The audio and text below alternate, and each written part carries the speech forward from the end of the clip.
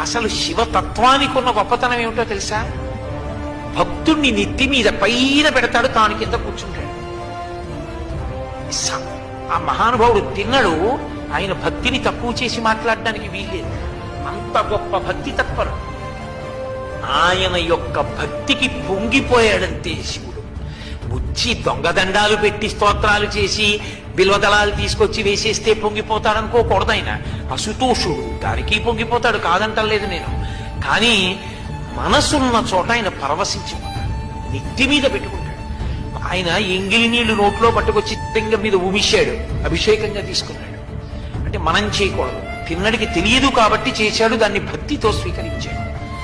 కాలి చెప్పుతో శివలింగాన్ని తుడిచాడు, కూర్చగా అంగీకరించాడు. ఎంగిలి మాంసం ముక్క పెట్టాడు, నవ్యోపహారాయతి, మంచి ఆహారం పెట్టామని తినేశాడు. ఇంత పరవశ